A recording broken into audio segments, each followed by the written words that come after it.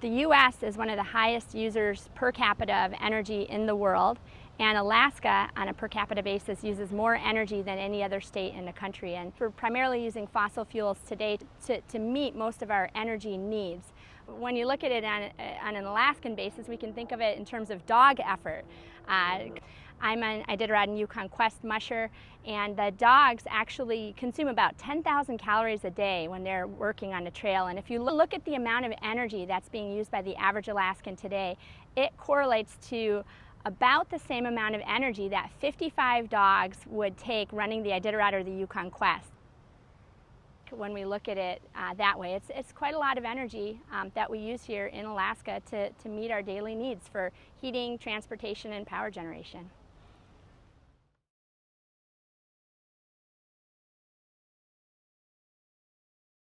Biomass is any living organism that can be used for energy, and that includes trees, grass, even fish waste.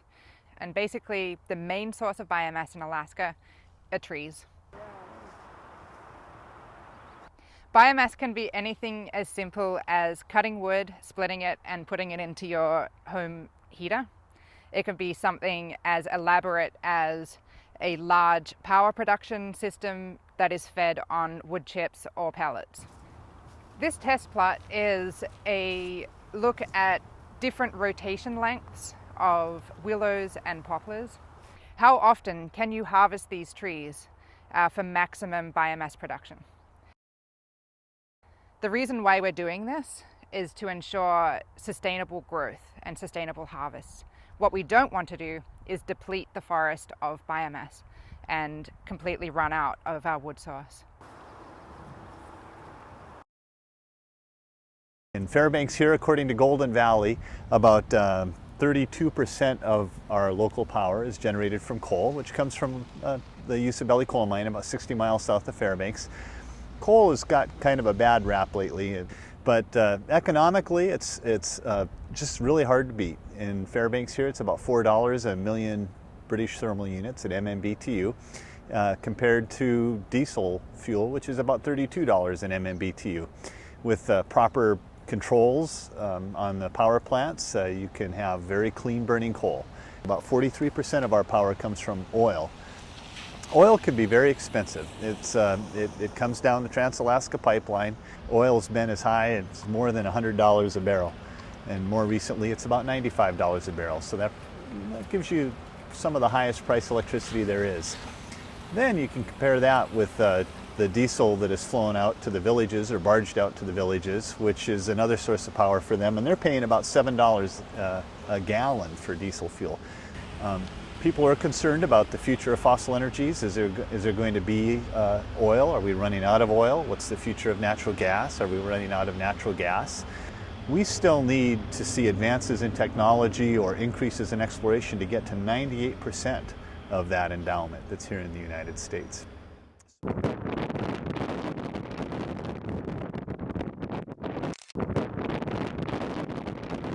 There might be a lot of oil on the North Slope.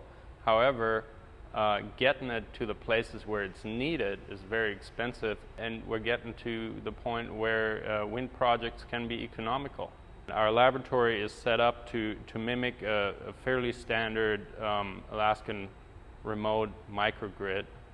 What we have to simulate the integration of wind is an actual wind turbine simulator, which is the generator part that would usually be sitting at the top of the wind turbine and be driven by the rotor. We're driving that generator with another motor that we can computer control and feed in wind speed from, say, Unalakleet or Kotzebue or anywhere in the state where it was measured, and see how the grid interacts with these kind of wind profiles. Wind and diesel working together is actually one of the biggest challenges, just because wind is a highly variable resource. If you don't control the wind farm in accordance with your powerhouse, you will have power quality issues, meaning the frequency and the voltage go down to a point where it can hurt things like your computer or your TV.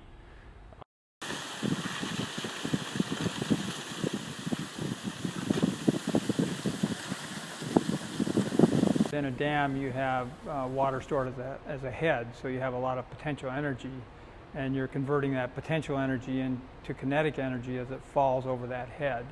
And that's a traditional power source.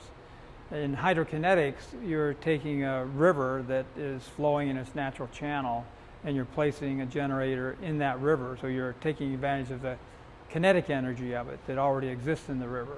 We have a test site located at Nenana, Alaska on the Tanana River, and for the past 4 years we've been doing characterization studies of the Tanana River, things like how much power the river has, how much turbulence is generated, because you can think of it in terms of an extractor wanting to see water that just flows in one direction, and when you have more turbulence it starts flowing in different directions.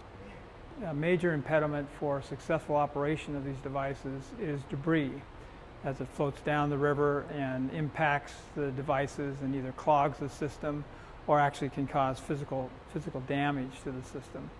And so last summer we conducted studies with the debris diversion device that we developed and showed that we can in fact control debris and divert it. There are a lot of unanswered questions that we're still looking at. And while we're now focused fairly intently on rivers, we plan to eventually expand into the marine environment to look at tides.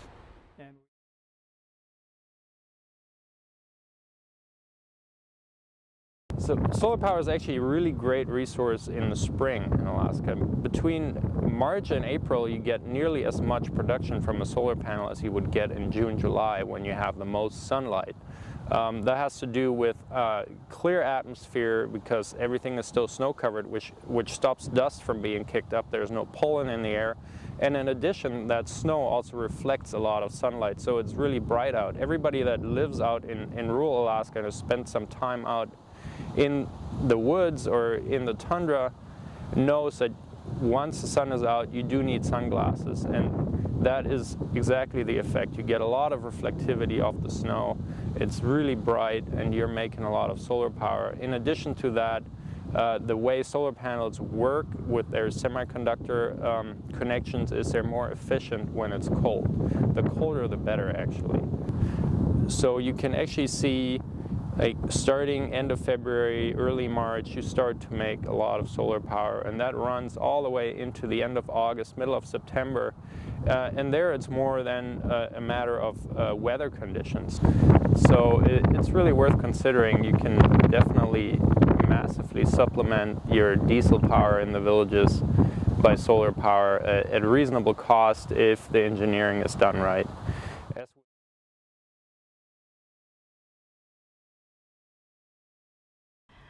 Alaska has some of the best geothermal resources in the world, including both high temperature resources in the Aleutians, where you can essentially extract steam directly from the earth and use that to generate power using a steam turbine, the same kind of technology that you'd use for a coal-fired power plant or even a nuclear power plant. Very well established worldwide.